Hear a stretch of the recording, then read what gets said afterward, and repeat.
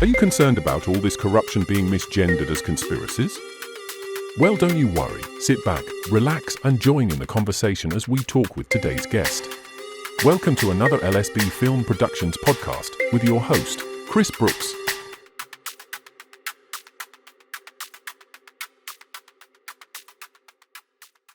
Hello and welcome to the channel. It's me, Chris Brooks, for another LSB Film Productions podcast, and I have the brilliant Alan McClemont back with me today. And the main reason why I wanted to get Alan on was for his opinions on this new 2,500 agents that they want to spy on everyone's bank accounts, their incomings, their outgoings, and, you know, just pure whatever the tyrannical overreach. Yeah.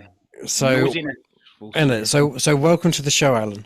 Thank you very much, Chris. I really appreciate you coming back on. It's a real pleasure to speak to you again, and I'll happily come on and discuss this with you because it needs to be discussed. Because as we were talking just before on camera, there it's designed, all these things like the pandemic treaty and snooping in bank accounts and hate crime laws and all the rest of it. They're all designed to complement each other on the road to this new world. And whether we have got our heads in the TV or staring at the window or buried in the sand, it will not matter. They're pushing ahead with this and they're just not listening to anybody. And the only thing, it is going to take a revolution of some kind, like not a violence, because that doesn't work, but a revolution of consciousness. That's what it's going to need to take, where people decide that they don't want to have this type of life anymore. And that, because it's like I'm going through it just now, and I wanted to do a video on it. We've got some family problems now with some of the governmental organisations in this region, and they've got influenced. Like there's a family we are sort of at loggerheads with at the moment, I'll say,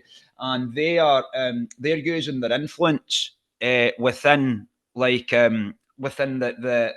these organisations in the region, and it's just like it's just they're supposed to be there to serve people, but because it's the government and it's social service or health service or whatever it is, they're like, I have to do this. No, you have to. They need your consent. It doesn't matter what it is. They need you to consent to it. But so many people, because they're scared of the government and they're scared of authority, because that's the way we're brought up to fear it, they just think, they're at my door, they've sent me a letter, I need to do what they say. It's just not true. And that's why people need to take their power back. And you start by thinking like that, thinking, well, actually, do I want to consent to this? Will this make my life and my family's life in the world better? Well, no, it won't. Well, I'm not going to give my consent until I know more about it. But so many people, they just, I don't want to do that.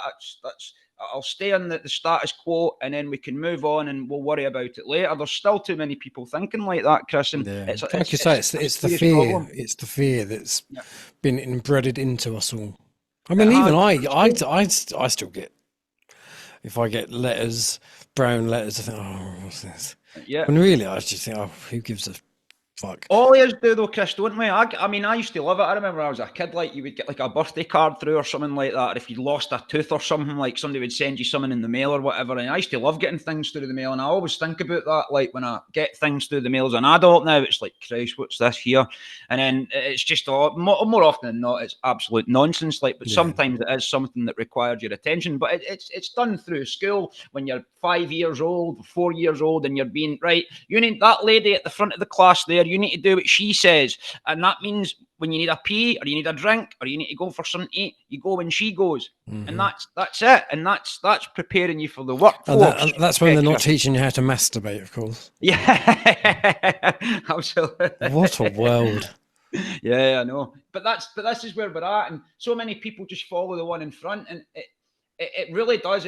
It gets me down some days, although I keep on saying this all the time, like you don't know what people are doing behind closed doors. There'll be probably a lot more people aware of these stuff than we're aware of, and they're maybe just not quite comfortable, like saying it out in the street in front of other people yet. And that's absolutely fine as long as you've got a sort of vision on it and you know what's going on. Then you can obviously work with that when the time comes, because the time is coming, Chris. It's beckoning. It's round the corner now. It's not far away. Like it really is. There is some kind of, I don't know, event or something. I don't know what it's going to be, but there's something that's just around the corner. Like there's no doubt about it. Whether that's the revolution, a cataclysm of awakenings. There's something's coming. There's no doubt about it, and I think this is why, because everything just seems to be speeding up. They seem to be getting quicker and quicker. It's just like before you know it, they're calling elections and trying to push pandemic treaties through that they want to be legally binding, where they can come to your bloody door and ask for your immunisation papers or your vaccine passport. And if it's legally binding, and you say, "Well, I'm not doing that," you can then be held accountable.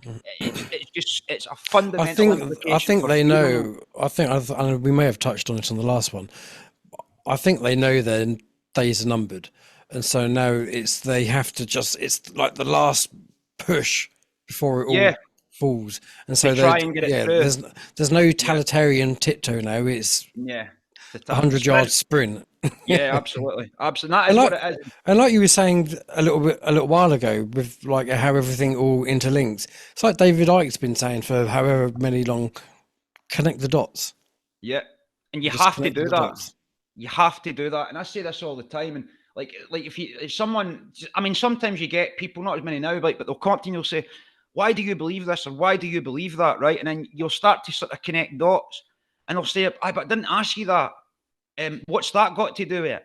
It's like, but it has got something to do with it. You need to connect the dots to understand the picture. It's like when you're looking at a dot to dot, you're not going to see the picture if you just join two of them, are you? You need to join them all, and then you'll see what the picture is. And sometimes it resonates, and other times it just goes out the window. Like, but I mean, there's many people in this AstraZeneca this week, Chris. They've withdrawn their vaccine now. That's the sweet land of vindication for me. Like, it gives me no pleasure to know I was right about that. I wanted people to do their own research so that they didn't have to go through some of the things they're going through at the moment. I didn't want that. Despite what they thought of me or what I thought of them, I did not want to see that, because I know it's not good for the world, because it brings people down. Even if you haven't got anything to do with it, it's not nice to see your neighbour or someone that you've known going through and burying a family member prematurely because they thought they were doing the right thing. I did not want to see that, and I knew it was going to happen. And I'm sorry that it did, but I sometimes wonder if I didn't do enough. Like, but that's the way it is. I'm totally with you, and I totally agree with you. A part of me would also probably think that perhaps maybe we had to go through that. We had to go through this, because if we didn't go through that, then that wouldn't lead us on to the next stage, which would be a more positive stage of people, the blinkers coming off. You know, in all kinds of war, there's always going to be collateral damage. And I know a human life it's not nice to call them collateral damage, but on the larger picture of things, that's what it is. Things, by seeing that and by going through that then makes us stronger for whatever else is coming. Well, that like we said it again, we said it the last time, Chris. It was like if these monsters didn't exist, we would need to create them, like, because they're necessary, because it's necessary for our advancement. Because without them, I don't think we wouldn't. Well, I don't know how it would be like. I don't know how it was in the golden age. It's like the old saying, isn't it? If everything was if all there was happiness, nobody would understand what sadness is. So exactly. It's the yin and the yang. You have to have one to counterbalance the other. Absolutely, and it's. I mean, more people are starting to understand that now, thankfully, that it isn't, because you can't just sit and be happy every day, can you? It was like when I was younger and I watched my football team. Depends how good your dealer is. Yeah, but when you're watching someone win all the time, even though it's your team, it does get a bit boring. Like, so you're happy all the time, but to experience real happiness, I think you can't do that until you've experienced true sadness. Until you've been at the depths of despair, because then you know what that is, and you know what the polar opposite is, which is happiness. So it absolutely is. It's a balance that's needed. Like, there's no doubt about it. But the problem is with it. They see, a lot of people tell me, I just want to get on with my life, and I want to have and so they are. But there's too many people. These people are what to do away with all that. They don't want you going to football at the weekend or joining up with your friends and being happy. That's not what this is. They want done away with, and that's the end of it. Well, I see Bournemouth. Unless you put your head in the game, yeah, absolutely. Well, I see Bournemouth, and is it Devon or Cornwall? They're now introducing the tourist tax. And what's that, Chris? Sorry, what's the tourist tax? I think it's so, like, I know it's not a lot at the moment, but like if you go on holiday and you stay in a hotel, you'll have to pay an extra however much it is. I think it's only £1 at the moment on tourist tax. And the moment. Yeah, and that money will help for paying for events within that area. but I think we can both agree that it's probably a case of that's how it's going to start, but it's going to be that the tax is going to get higher and higher. So because they don't want you traveling, like you said, they want you at home in your 15-minute city, in your 20-minute neighborhood. So they're going to just put all these things in place. Oh, we're not going to stop you from driving, but they're going to make it so you can't afford to drive. What does £1 do, Chris? It gets you to accept it. Oh, it's tourist act. All I need to do is pay £1. Oh, that's okay. It's only £1 on. The sweetener. And then before you know it, it'll be £1,000, and you're adding £1,000 onto your holiday before you even start. And it'll be like you say, there's no point. And that's what that tourist act will be. That'll be the reason for it. Because we know now, Chris, with hindsight, even guys at our age, compared to what it was like in the late 80s and early 90s when we were children, compared to now. I mean, it's very, very different. Like, even the way people look at things. Of course, smart technology had a contribution to that. But things are, even the way people, like when I was younger and that, you would fall and hurt yourself and no one would really bother, but look it up, you'll be fine. But now it's like over, I don't know. Snowflake generation. Yeah, it's like everything's bad. Oh, we can't have this and we can't have that, and we must keep all. And I have to say, I have to put my hand up, put that hand up because it's mirror image on the. I am a little bit guilty of that, and I'll give you an example. I used to love going off with my mates and just exploring. Now, when we went camping last time, my brother up and myself and the nieces and nephews. When they went off in the woods and I couldn't see them or hear them, I'm like, I can't enjoy. I'm like, where are you? You know, and I started to be that person where, you know, they should be just running off. I think that's just getting older though, because I'm a worrier. Like, I mean, nobody worries more than me. I'm obviously better now. Like, but I think you need to have a wee bit of worry, don't you? It's being sensible, isn't it? And it's part of getting older. Like, because when you're young, you don't think of these things. You just go for it. Who cares? But when you get older, you think, well, actually, maybe that's not such a good idea, and I better think this through. And there's nothing wrong with that. But when you're stopping all dirt and all obstacles and all hurdles coming around you or your kids, then I'm sorry, but you're doing them no favours whatsoever. You will create a weak-minded person. And that is the goal of this tyranny. They need weak-minded people that get offended at absolutely anything. If I'd told you 25 years ago, Chris, that somebody would get offended and walk out of a room because I told you that I'd said that men and women were biologically different, you would never have believed me. And I wouldn't have believed you if you'd said it to me. But here we are. That is happening, and it's happening quite a lot. I know it's not happening as much as what they would like us to believe it is, but it is happening, and it's concerning. Oh, it absolutely is. Or what they're being taught in schools.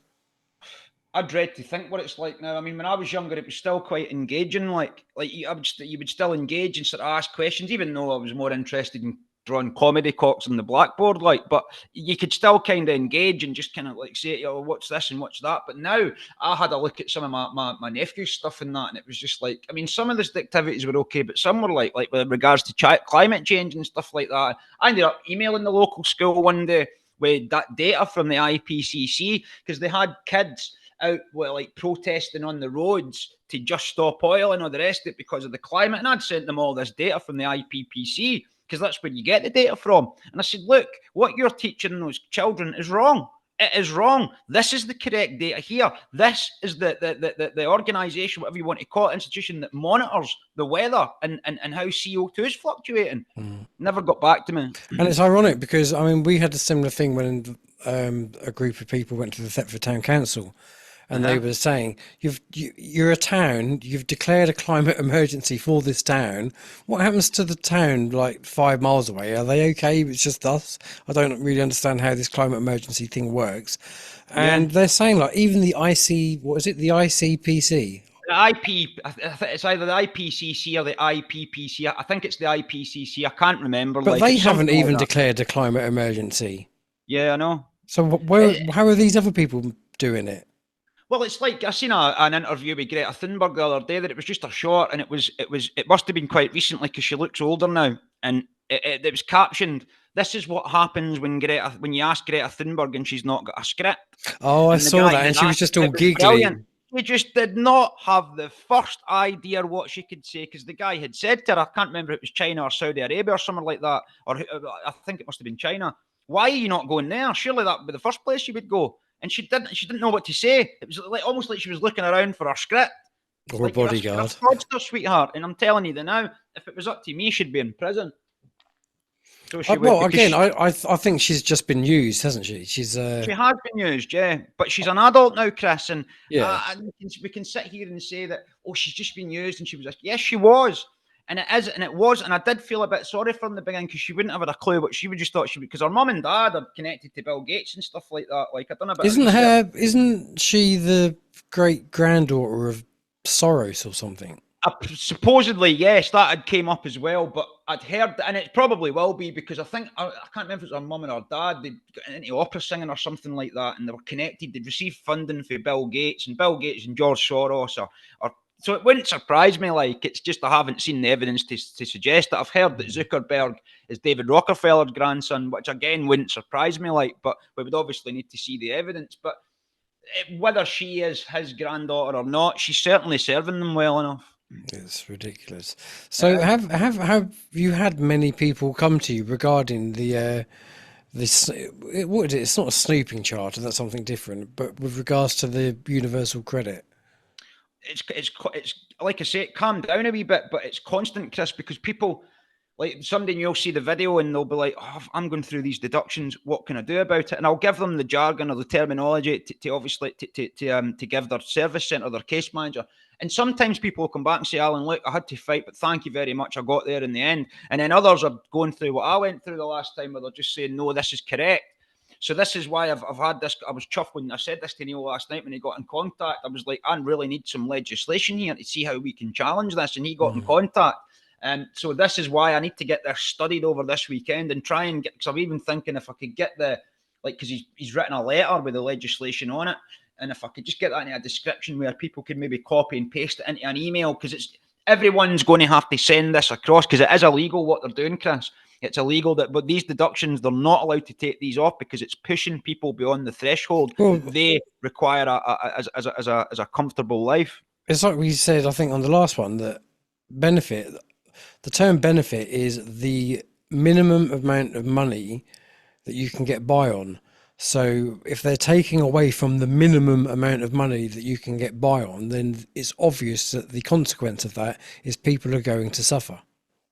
And with the inflation on top of that, which is what I said to Neil last night. See, there's one thing just taking the deduction off from the existing benefit that's the benefit that's there to benefit your life, to give you the standard of living that you need. But when you take a deduction off that, you're already pushed into an impoverished situation. So if you add the inflation onto what we've had, that's a double whammy, Chris. And people they're really struggling. I mean, I said this to Neil last night, or I can't remember if it was Neil, but I've had guys that have broke down on the phone because they've not ate for 7 days because they were that hungry. And they would, like, you would see at the start of the call, like, where they would be like, oh, this is a man, I better sort of keep a brave face on this, and and they would be kind of angry, like, and you would say, look, mate, I know what you're going through, and I would start giving them, like, what was happening, and they would realise I was a truthful person, I was a safe pair of hands, and it would almost be like, as soon as they realised that, it would just, because they've been holding all this emotion in for so long, probably. Pressure valve just goes. Yeah, it's just boom, and it would just all come out, and they'd be like, "I'm really sorry about this, Alan." It's like, look, mate, you don't need to apologise to me. You've done nothing to me, like. But that was constant. I mean, women was obviously constant as well, like, because they're a lot of the time it's the main guardian, and they are trying to feed their kids, and their kids are asking. One lady one day, her kids were asking for iPads and Xboxes. She says, I can barely afford to buy their dinner. And it's just, and she was a lovely lady, Chris, she really was, and she was a good person that just tried to help whenever she could. She just wanted to do the right thing. And she was saying, I've got kids asking for all these electronics and I can barely afford to give them their dinner. And I'm sorry, like, but and I said this to her, this isn't happening on my watch. Like, I'm not going to have this. Like, I will try and do my best for you. And it was the reason I wanted to come forward, because we can sit back and say, what can I do about it? But they need people's consent, Chris. So first and it doesn't matter what they want to push through. They need you to consent to that. So for anyone that says, well, I've not got any power, what can I do about it, Alan? Well, you can start by not giving your consent away as easily, because that is ultimately what builds this world for them. Yeah. They need What to be. power have I got as one person said 7 billion people? Yeah, and this is the thing. It's brilliant. Was it Alice Walker? You caught not Alice Walker. Yeah, Alice Walker. I think she's like a writer in California, and this was right back at the start. I'd heard this. She's a friend of David Icke's, and she had said that the most common way people give up their power is by thinking they don't have any. Now, I've said this before, but see, when I heard that, Chris, I thought, oh my God, that's the truth, isn't it? That is absolutely the truth. We give it up because we think we don't have it. So if you think you've got it and you take it back by thinking you've got it, then surely we can change it. And it's amazing what you can achieve when you do that. And I'm having this with my sister just now because she's like 26, 27, and she's sort of thinking the way I used to at that age, and I can see myself in her. And I get quite frustrated sometimes to think, you just change your thinking. She's like, it's not easy. I said, no, it's not easy. Nothing that's worthwhile ever is. But when you do, it'll change your life. And she will get there. She will get there because I did. It might take her a wee bit longer. And everyone will get there if they desire it, Chris. I think the you power want to be a better person. Yeah. The power of thought is such an incredible tool.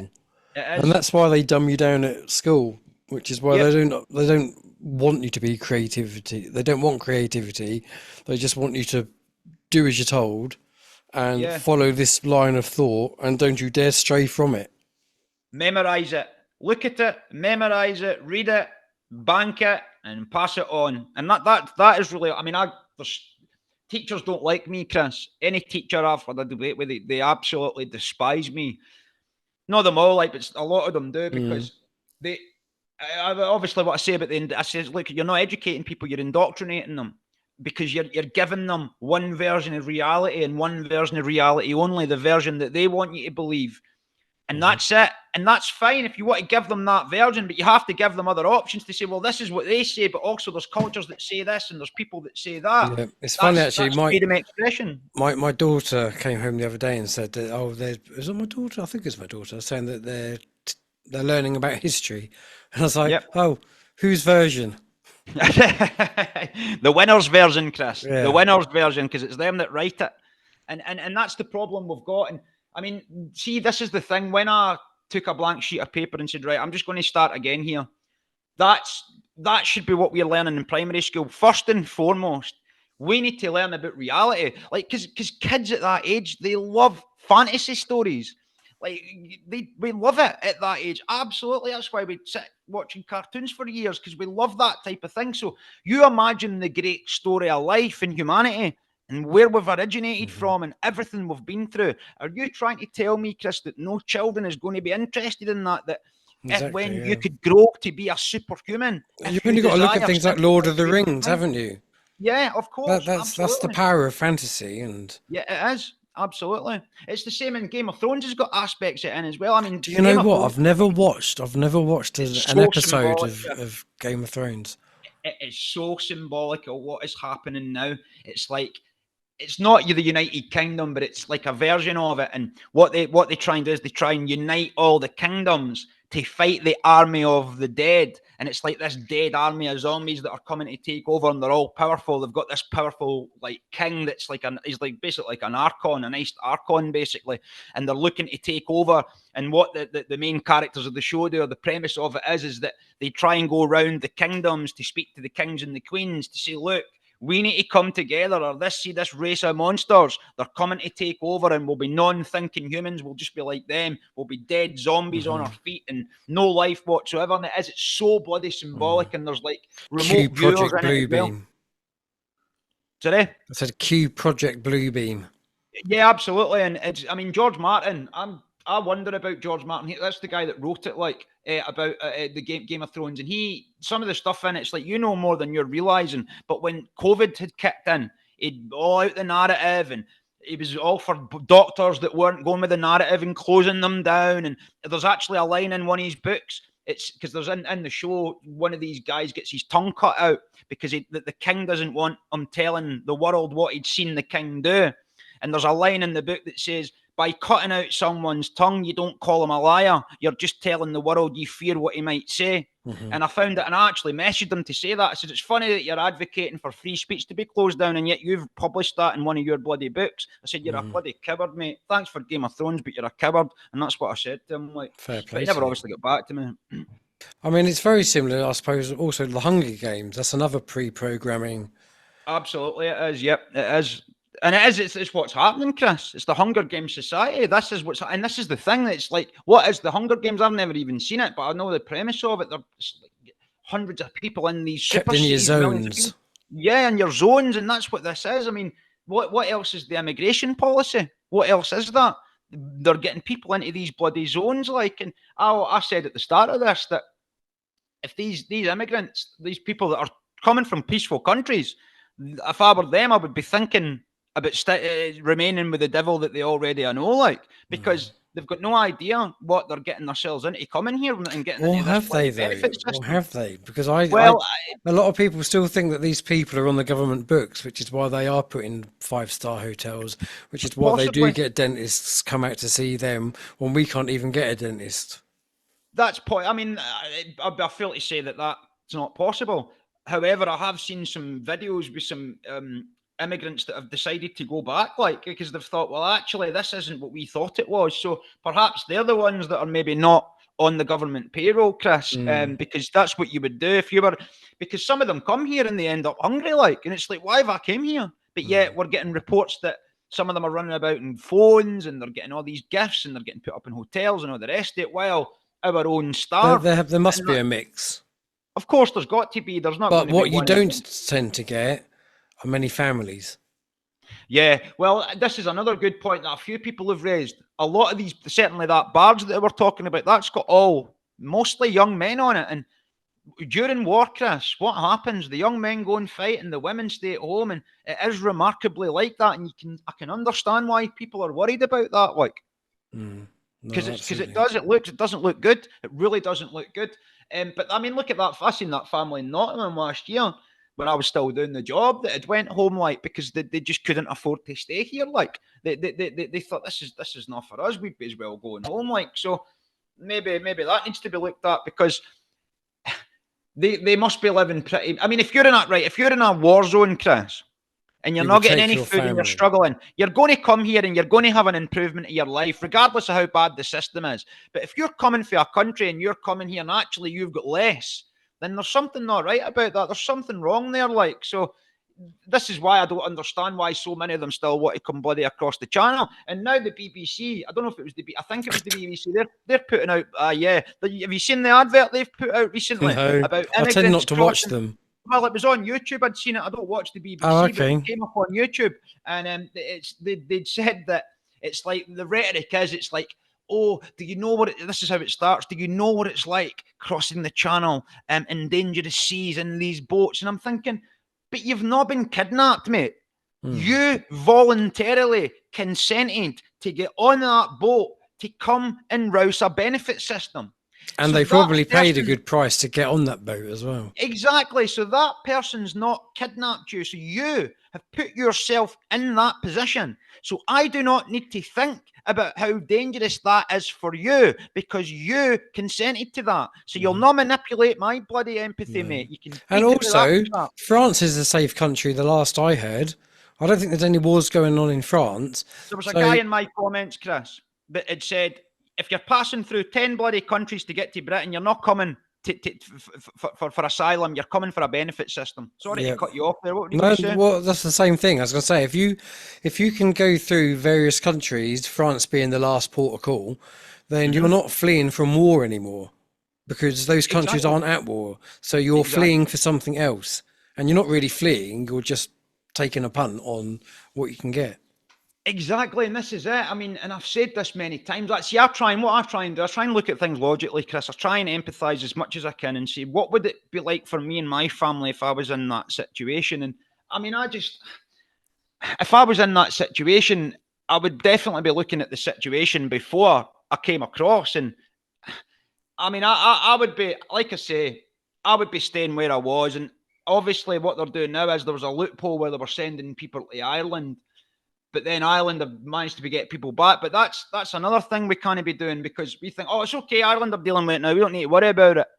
I don't think that's the way we should be approaching that either, because we need to deal with this. And some of these people that are coming across, I'm sure they're nice people, Chris, and they just want a better life. And that's what I was going to say there before I lost my train of thought. I said at the start that I'm not against anyone making life easier for themselves, because that's what I was told to do. Look, Alan, anywhere you can, make your life easier on you. So if you're sitting in a country and you're thinking, right, well, I'm struggling to make ends meet, my kids are losing out on a meal a day, I'm struggling to buy them clothes, but there's a country there that's going to pay me for these kids, and they're going to pay the rent, and they're going to pay my standard allowance, and I can still go out and get a job. That must be easier. And I get that. I've got absolutely no problem with people doing that. I haven't. However, if I want to do that, Chris, where can I go to do that? Where can you go to do that? Nowhere, unless you've got money. Exactly. And that is the point. Why is it that almost every other country, America, the lady that used to live in there, May, she moved to America, and I think she had to have at least $50,000 in her bank, or £50,000, or what it was at the time, before she would even be accepted. I'm pretty sure that's what she told me. Same with Australia. Yeah. So why is it that we've not got something like that? Because there's an agenda at play. There's a Hunger Games, that they're attempting a Hunger Games society. That's why they're allowing it. And this is the thing, like, you never, it's like Pinocchio, isn't it? Like Pleasure Island. All the young kids, they get taken to Pleasure Island, they conform, and they think this is great. We can go and we can do whatever we want, and we can play pool and drink beer and smoke stogies or whatever it is, and it'll be all good. And it turns out that there's always an agenda at play. The agenda is you'll be turned into a hee-haw jackass that's a slave in somebody else's salt mine. And that's not for me, mate. I'm sorry, but I would rather wake up and become a real person. But again, the predictive programming there, look. Yeah. Oh, absolutely, yeah. I would rather wake up and become a real person, connect with the universe as it does in Pinocchio. I love that film. I actually just bought it on DVD again, just to watch the original it. Or the original? Oh yeah, the original. Yeah, the original, the one from the 40s. Yeah, absolutely. I've not seen the new one. I've no desire to. The original one is when I seen Jordan Peterson do his maps of meaning on it. It was one. I don't know if it was the best conference I ever watched, but it was definitely one of the most beneficial to me, because it revealed so much to me. Like, because I've watched that film ever since I can remember. Like, so.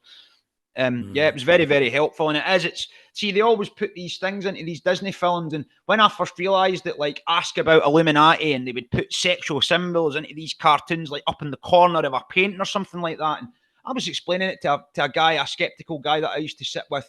And he was like, it's all nonsense. What are you talking about?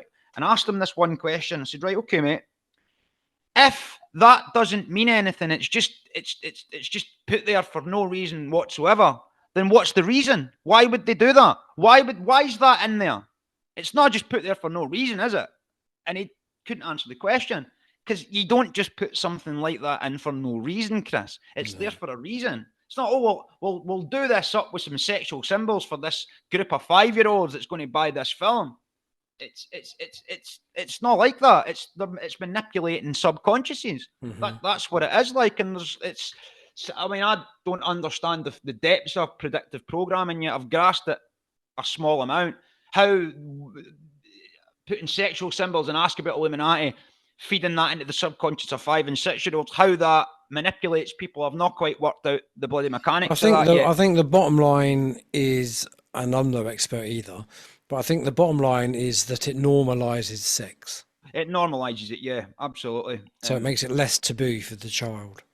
And it's probably sells it more as well, doesn't it, Ken? If you're and because sex sells, and that's maybe why it sells, because it's put into your subconscious at such a young age. So yeah, so maybe I've got the answer. Thank you, Chris. I mean, I might not be 100%. It makes sense though, doesn't it? It does make sense, like when you kind of say it like that. I mean, because everything, the conscious mind will miss it, but the subconscious will never miss it. It always, because that's why if you don't become conscious, you'll be seasick all your life. Yeah. And when you're watching TV, your brain is in theta mode. Yep. Which is the hypnotic. Yeah, it is. It's the exact same frequency, isn't it? When I first learned that, and the guy I was actually just talking about there was a self-confessed television addict, like, so. I never had the TV on. I mean, the kids will only watch like YouTube or kids stuff on Netflix, which I still don't like. But once they've left for school, the TV's off and it doesn't go on again until they get home. Well, I've got a rule, Chris. This one's anytime my TVs don't go on to 7 o'clock at night, at least. Sometimes on a Saturday, I'll maybe chuck it on in the afternoon if I've been watching an episode or something. But even then, it's just on in the background while I'm doing Spanish or playing the guitar or even reset or whatever. Like, it's just, so I'm not, and see, what I've been doing is I'll put like a box set on I've seen 50 times just to play in the background because I don't need to pay attention to it because I've seen it before and I can work and all the rest of it. Whereas if I put something that I've never seen on before, then the attention is going to be all on that because it needs to be so that you can understand it, and the attention's taken away from all the other stuff. So it's just easier to watch things on repeat because then that way it's on in the background, and it's even then I've not even had it on that much because it's starting to distract me in the background now. Like, but what guitar do you play? I've got an Epiphone. I've got two. I've got an acoustic Epiphone, a black one. I've got an electroacoustic Epiphone, and I've got an electric red and black Cherry. I always forget the numbering on it. S35. I can't remember what it is. I need to look at it. And then I've got a copy of a Les Paul as well. But it sounds really. We'll have to have a jam session over Zoom one day. Aye, definitely, Chris. I'm up for that because I've never actually had a jam session with anybody before. And I've been have you not? For 5 years. See, Robbie, my good friend Robbie, who I've had on the podcast a couple of times, we've been. He busks in London, and I'm trying my hand at busking, and so we've been jamming a little bit back and forth over Zoom. So it's been quite fun. Brilliant, man! Brilliant. I've always got one close to. Yeah, I like that, mate. That's nice. What's that? That's a court. Oh, is it really? It's nice. I like that. There's that. Somebody was telling me about this. I can't even remember the name of it. I've got so much information coming to me now, but it's like a company that makes guitars, and they're like just copies of the original Gibsons. They're made pretty much the same. They're not. Are they called Chibsons? No, it's not. It's like an actual company, but I know what you mean, the Chibsons for China. But this actual company, they're not passing them off as Gibsons. They're just saying that they're made with the same wood and the same quality, but they're not Gibsons, but they sound the same and they're the fraction of the price. I can't remember. I've got it saved. I'll send it to you and you can have a look at it. It was a follower that had contacted me about it on Instagram, and the guys on, I don't know if you've seen the YouTube channel, Embrace the Suck 21. They've got one. It's like a reaction channel, and they started off doing Oasis videos. That's what made them so big, reacting to Oasis songs. And they've sponsored by this guitar company that does the same thing. And you'll get like the cherry red Gibson, like Noel Gallagher in that plays. They're like $4,000 to buy, $5,000 to buy, but you'll get one for there for like £600-700. And it's not a Gibson, but it's obviously got the same look, and it sounds the same. To the same standards. Yeah, it's just because it's the name you pay for, Chris. See, Harley Bentons are quite good. Yeah. I've got a Harley Benton. I've only ever played Epiphones, and that was because I liked Oasis. And I bought an Adam Black to begin with. It was like £100, and it was decent for learning on, But then after a wee while, it was like I decided that I thought, well, I want an Epiphone because like the Beatles had them, and Noel Gallagher plays them, and a few other people I do like them. And that was it. I thought, nice one, I'll get an Epiphone and I own that. And then the novelty of that wears off, and then it's like, well, I want a Gibson now, just because there's a Noel Gallagher's Gibson, like the SJ. I absolutely love that. It's well smart, so it is. Which was the Union Jack one that he had? I'm not sure. That's a Gib. I'm not sure if that's a Gibson or not. I think it is though, isn't it? Or is it an Epiphone? I can't remember. I only really pay attention to the acoustic that he uses all the time, that he wrote Little by Little on, and that cherry black, the cherry red and black, the Gibson. They're the two that I want to own. Nice. So, nice. But I'll get there. I obviously it'll not be any time soon, because who's got £5,000 to spend on a bloody? Some of them you could pay £30,000. I'd need to be a rock star if I'd have done something like that, or won the lottery or something like that. I never played the lottery, but if I did win it, that's perhaps you'll have to start up another YouTube channel reviewing guitars.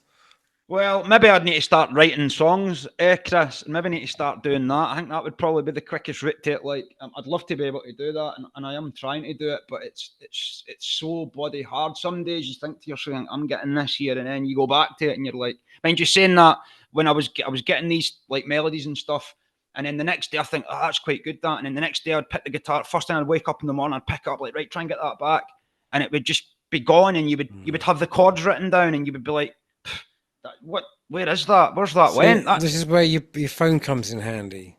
But I've tried that as well, though, Chris. I've done that as well, and I couldn't get it back. It's like, how can I not get this back? So it just took loads of practice, and I've just the last couple of weeks been able to actually get them back.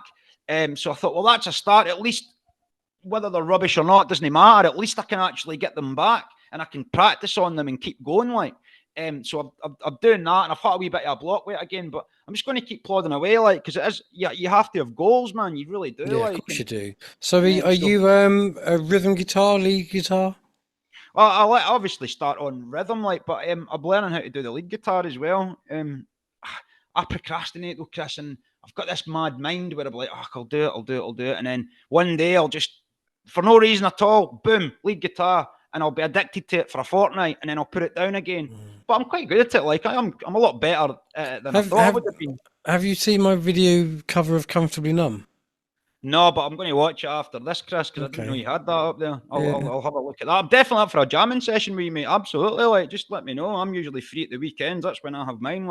Just on my own. So if you're ever up for it, that's a Sunday would be a great day for it. That'd be interesting. Absolutely, because obviously better if we're in the same room, but we've got the technology, so we might as well use Zoom. Yeah. Whereabouts are you? Glasgow.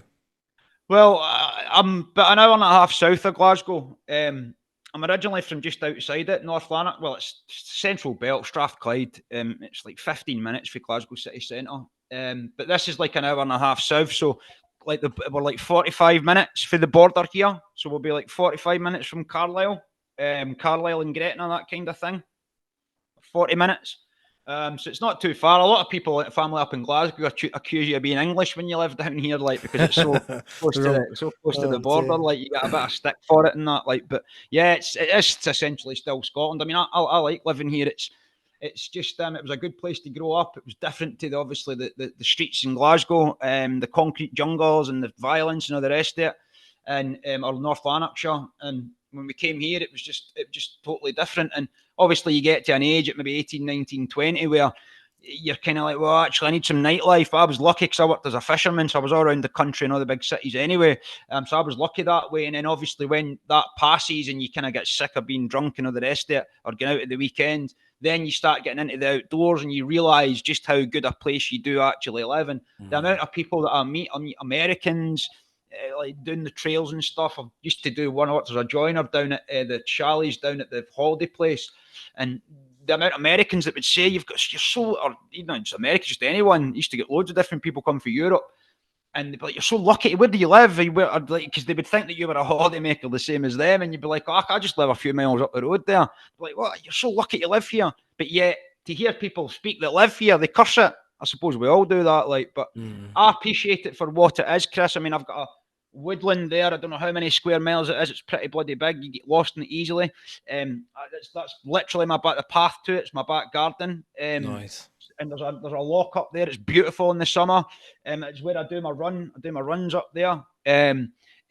You can actually walk to a place called Rockcliffe, which is it's got like a beach on it. You can walk down, but it's amazing. And you don't know what you've got until you actually start using it. And some of the outdoor hills, big massive hills around these areas, is absolutely fantastic. The views are amazing.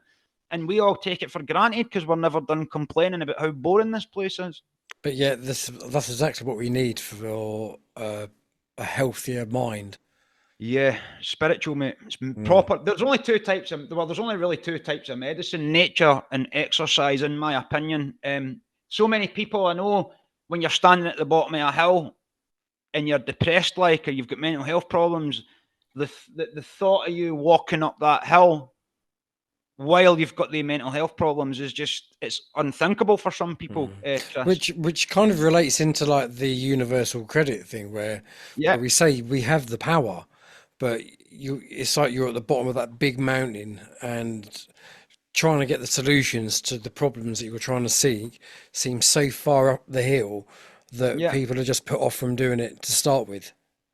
But once you make a start, and it's a good analogy, that, because once you make a start and just put one foot in front of the other, Chris, and you get to the top of that, so the darker you feel before it, and this still happens to me. Days I'll wake up and I'll be like, I've got a 4 mile run today, and I'm really not in the mood for it with all the other stuff and that. And some days you're just sitting there and you've not got the motivation or the energy, and it's like, I'm going to have a day off today. And then as soon as I think like that, and it's like, no, I get up and I don't even think about it. I put my stuff on and I go and I do it. And even the first 5-10 minutes of it, you're like, this is the wrong thing to do. I'm not feeling good here. Like, but see, when you get by that part of it, see if you can just get by that part and into the next 10 minutes, it just disappears. And then see, when you finish, you feel amazing. And that's what I mean. If you're standing at the bottom of a hill and you've got mental health problems, the thought of walking up it, you're like, I'm not sure about that. That's not what I need to do. But that's exactly what you need, because once you do it, you'll feel so much better. Not only the fact that you've obviously got your sweat out, you know, the rest of it, but the fact that you felt like shit at the bottom of it, that you weren't wanting to do it, but then you've actually managed to pluck up the courage and take the power to go and do it. And now look how good you feel. And that's where the reward comes in, Chris. That's where the dopamine gets. I mean, I am a shit runner, but I have spoken to many people that run, and they say it's not whilst you're running that it's enjoyable. It's once you're finished running, and then you've got that buzz for maybe that lasts for an hour or a couple of hours after you've done that run, because your body's geared up to where it needs to be. The energy's moving around, mate. The energy's moving around it. You've moved the energy around your meridian system, and this is what so many people used to speak to, like, oh, I feel like crap today and I can't go to the job centre. And it's like, well, what do you mean you feel? Oh, I've not been out the house for 7 days. It's like, look, mate, you're going to need to get up and put your trainers on and get out into that sunlight and go for a walk and move about and do something. You're going to have to, because you're not going to feel any better sitting there waiting for the rapture or whatever it is you're waiting on. It's the same as water. You know, water is designed to move and flow. If water doesn't and it stands still, it dies. Water can actually die. Right, okay. Which is why if you have a bottle of water and it's kept there for months and months and you drink that, that will make you ill. And that's because the water's dead. It's not moving. There's no life in it anymore. And it's the same with you. If you're sat on the sofa scratching your nuts, eating pork scratchings, you know, that becomes you and it consumes you, and then you feel like absolute crap. Yeah, like sharks. I mean, that's interesting you say that, because sharks are like that. They can't stop moving. Is it alexithymia or something they call it? Where they can't stop moving, they'll die. They can't breathe or something. I can't remember what it is. But it's interesting you should say that, actually, because that is very, very true. That, I mean, I've not often, like, but I've drank a bottle of water that's been sitting for a few days, and you're right, it doesn't taste nice at all, does it? It really doesn't. And it's obviously because it's not been moving, it's not been in a fridge and kept stimulated, like. But I mean, it's quite a good analogy, actually, and I'll be using that in the future, Chris. Thank you for that. You're welcome. And to be fair, that's only because I watched a man give a talk yesterday, and he was talking about the importance of water and how, you know, like there's those videos where they freeze water that's had nice music play to it, or the words "I love you," compared to the music that's been frozen whilst listening to like death metal or "I hate you," and the crystals. It changes how the crystals form.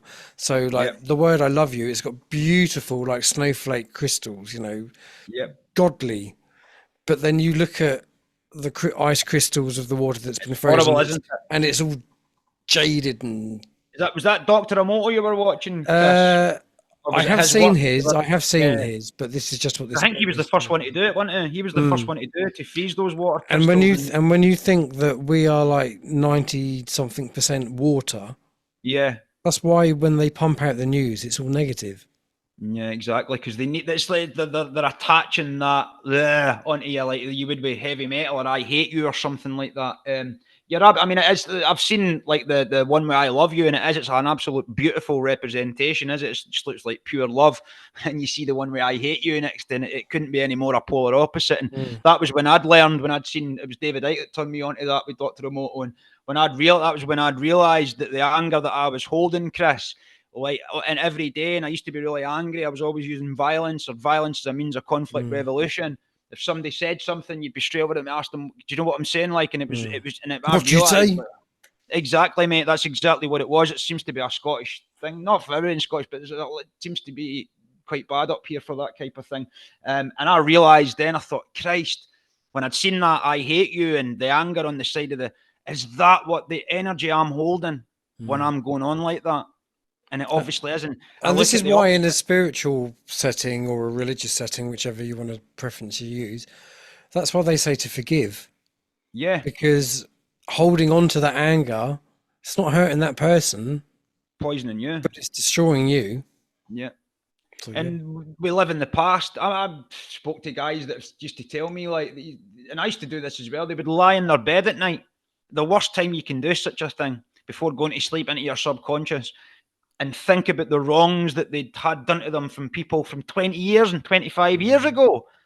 And it's like, so you're lying in your bed just before going into your subconscious. You're not grateful for that in any way, and you're actually thinking about the wrong that was done to you 20 years ago, which has obviously made you very angry, which is why you're still bloody thinking about it now. It's just, I can't imagine how unwell these people must be now, Chris, that think like that, like, and harbour these emotions and think. And I actually said to the guy, like, and he'd said to me, he says, I was, when I'd said about anger, and like, because it was around about the time when I'd seen those things with the water crystals, and a few days later he said to me, like, he says, Chris, I was thinking about that the other night there, Alan, when you said that. You're absolutely right. I shouldn't be lying in my bed at night thinking, and because you're so angry, very angry, and you're thinking about something that you can't change. It's done. It's finished. The person's probably not even here anymore. Move on. Forgive. I heard a saying at the start of my journey, and it was it said, in forgiveness we stop the wheel of karma. So you can only stop the wheel of karma by forgiving. So an example is that someone comes over and punches you in the face and batters you, right? You then go and say, right, I need to get revenge on him. I'm going to go and do the same to him. Or a family member of mine decides to go and do the same to him and puts him in hospital. And then their family members say, well, actually, we're not having that. I need to get revenge on one of your family members. And this is vendetta, isn't it? It never ends, Chris. That's why, to stop that karmic cycle, you need to say, well, no, hold on a minute. I'm not going to walk across the road and do to you what you've just done to mine. I'm going to forgive you and feel sorry for you, and I'm going to move on. And I'm never going to speak to you again or allow you to do that again. But you're forgiven. But I forgive you. Yeah, absolutely. And you can move on with your life, and you can stop the karmic cycle with that. And it's hard for us to forgive, especially as men, not just because we're men, but because of the society we've been brought up in, Chris. Certainly in Scotland, it's like if you forgive someone, you're seen as a bit of a pussy, like, and somebody, he's wronged you and you're forgiving him. You're weak. I think, I was going to say, people mistake it for weakness. Yeah, and they shouldn't. And they absolutely shouldn't, because it's not weakness. It's actually a very strong person that can walk up and say, I know you wronged me.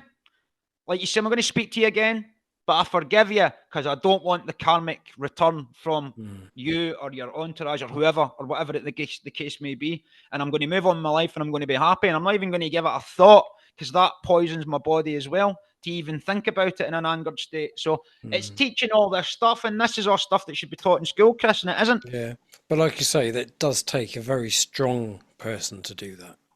It does, but we're all very strong, Chris. It's just we've got different ways of finding that. This is another thing. And I used to do this. We look at people. Oh, look how he done that. He done that really easily. I'm going to go and try it exactly the same way he done it, and it doesn't work. And you think he's special. No, he's not special. He's just found out the way to do it. His way to do it. Do you need to go and find yours? You've tried to do it his way. That doesn't work. You need to go and find your own path. I used to do that all the time. If somebody would get a job somewhere, I'd try and get a job there. Or somebody would go and do this, and I'd be thinking about doing that. That's lazy, like, because you're thinking, well, you're not doing any thinking for yourself, and you're not actually doing what you want to do. You're doing what they're all doing. You're mimicking. Waste of time, mate. It's a waste of time. You're better off. It's difficult to sit on your own. I never used to be able to do it. I used to always have to go to people's houses because it was boring sitting on your own. Oh, my God, Chris. I'm on my own. I could quite happily sit on my own now. Oh, it's great. And then obviously it used to be where I'd want to be sitting with people all the time, and then the odd night I'd have on my own. Now it's swapped around. I'm most nights I'm sitting on my own, and the odd time I want to go and sit with people. I mean, my brother and that comes in here, and it's mostly just family members, and you sit and hang with them, or I go and cross to my nephew or whatever. And you'll maybe speak to someone in the street for 10 minutes or something like that. And that's really me. I had my fill, to be honest with you. Like, and then I can go back and sit with the guitar or the boot or whatever it is like. And I think I was fortunate from my years of being a security guard at night that I learned to enjoy my own company. Well, you would have had to have, Chris. You had to get through the night, because I know people that's done security and they couldn't handle it for that very reason. So it obviously has served you. I mean, to be fair, the only reason why I gave it up, apart from the absolutely poor money, it was good because it's 4 on, 4 off. So if you booked 4 days off, you had like 12 days off. So that was really good, but you had no money to do anything with because it paid so badly. Oh, But right. I Okay. was just never very good at sleeping during the day. Yeah, I've seen the sawmill here. They've got night shift, and you see a lot of guys that do the night shift, and they're up at like 11 and 12 o'clock. Like I used to work there, and I used to get up to try and get up about 3 o'clock, like just to try and keep it kind of half normal. Like, do you know what I mean? To make sure I was still getting my sleep. Like, Yeah, but see, I there's would just finish no way I work. could go back and do that. Like, Yeah, I would finish work about 5:30 in the morning or 6 in the morning, depending on what time the bloke came to take over. I'd go home.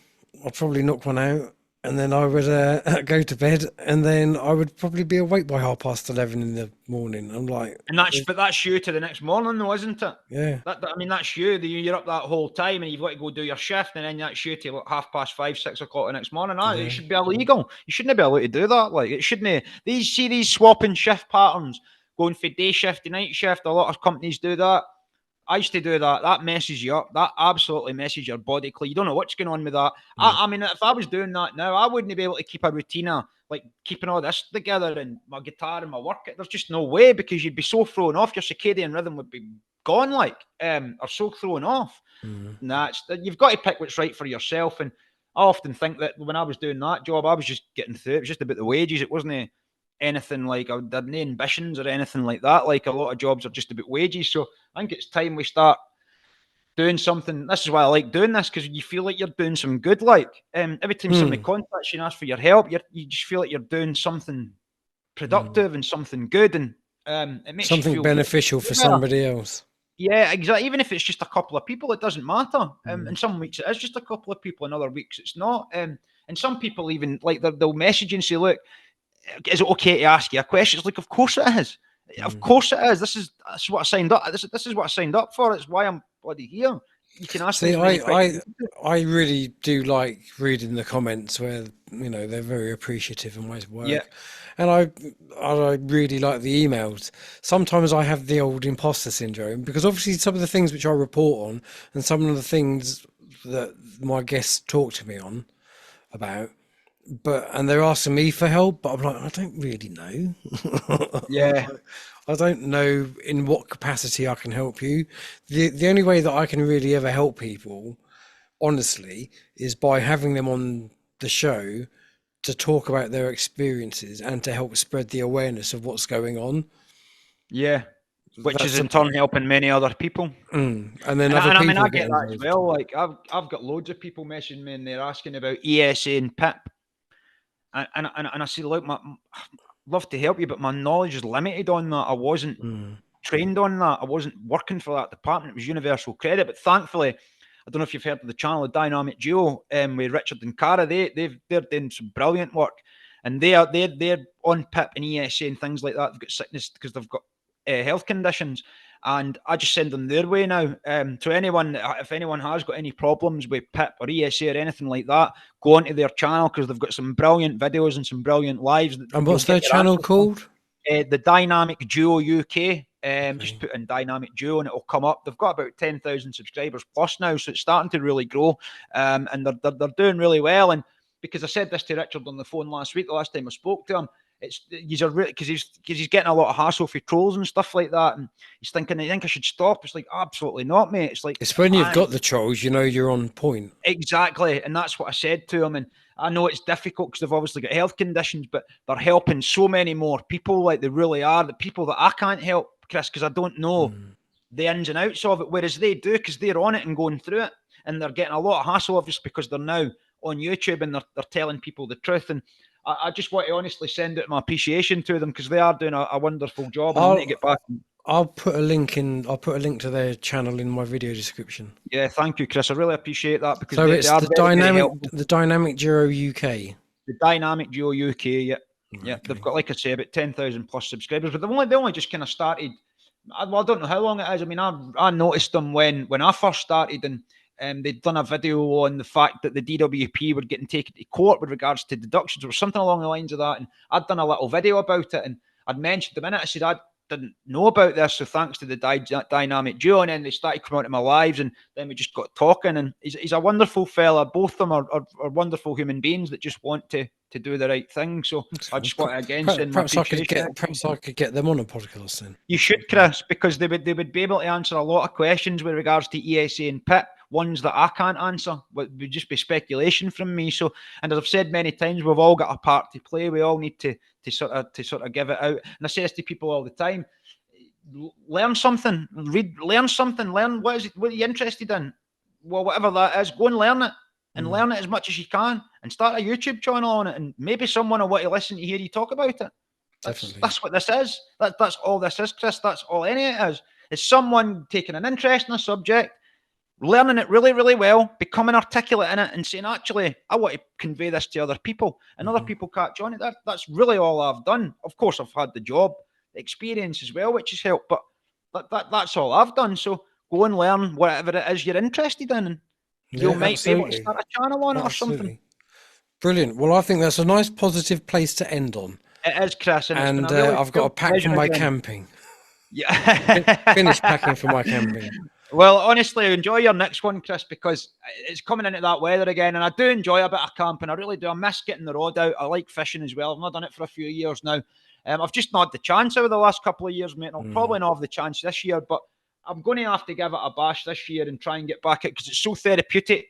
You're just sitting with the water and the water trickling down, and it's amazing. It really is an amazing place to be, and I'll need to get some of that going. But thanks again, Chris. It's a real pleasure, and anytime you want to talk in the future, mate, just give me a shout, and I'm definitely up for a jamming session. So the next time you're free, just give us a shout, mate. Okay? Yeah, brilliant stuff. Right, nice one. Thank you. Nice weekend, Val. Take it easy, cheers, mate. buddy. Right. Take care. Bye. Bye. Right, I hope everyone else has enjoyed that. That was I always enjoy talking to Alan because he's just like a mate. So I hope you enjoyed that too. And until next time, look after yourselves, and I will speak to you again soon. Bye for now.